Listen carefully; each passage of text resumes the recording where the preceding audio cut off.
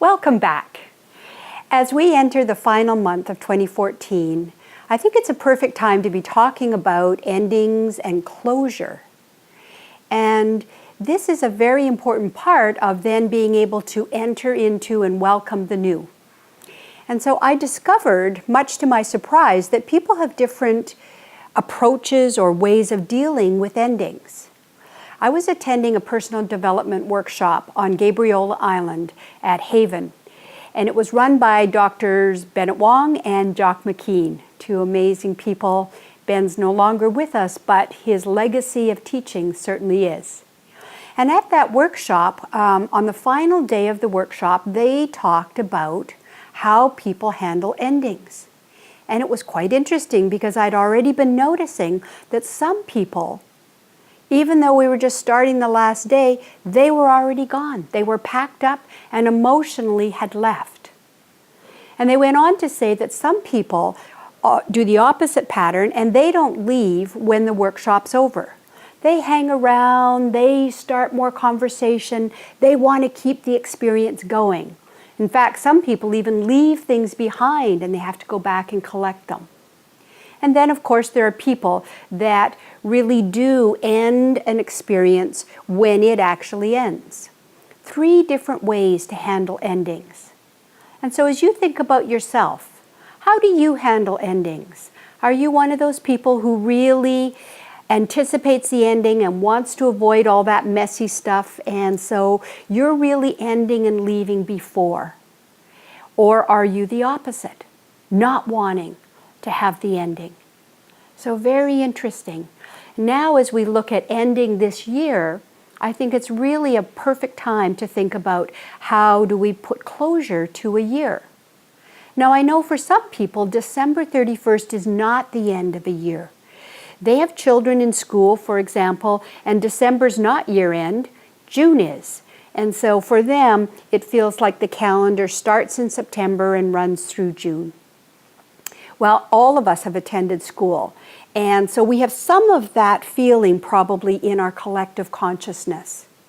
And yet, I think it's still very important to look at how do we do great endings and great beginnings.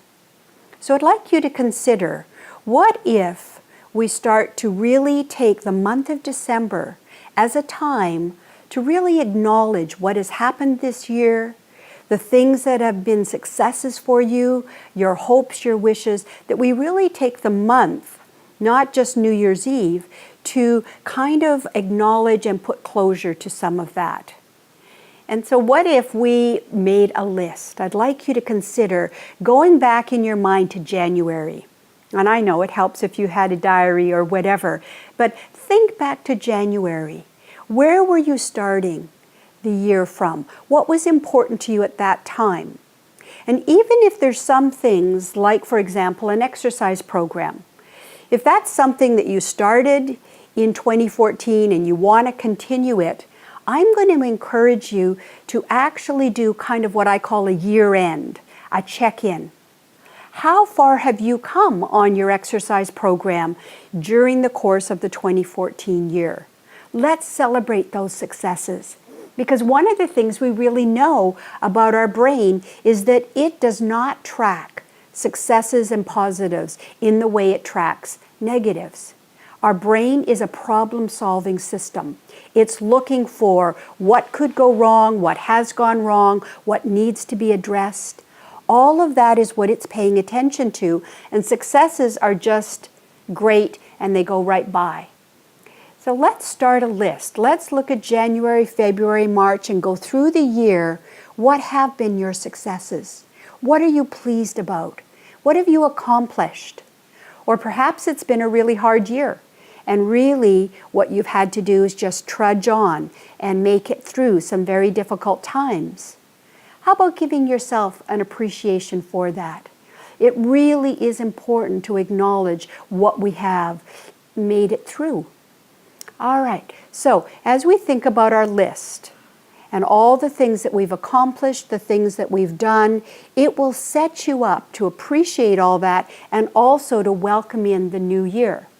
One of the things you may want to do, besides getting ready for Christmas, is have a little gathering with friends or with family to celebrate what this very precious year has given you and what you have given to it. So I'd like to offer you that that's something you could focus on in December. I'm going to be doing one more blog next week for December, and then we're going to take some time off.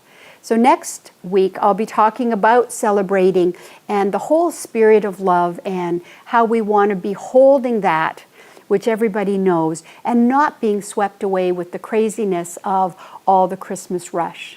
So have a great week. I look forward to hearing from you what happens when you acknowledge and start really putting some focused intention and consciousness around what has transpired and what you want to put closure on in order to open to this next year. Thanks. Have a great week.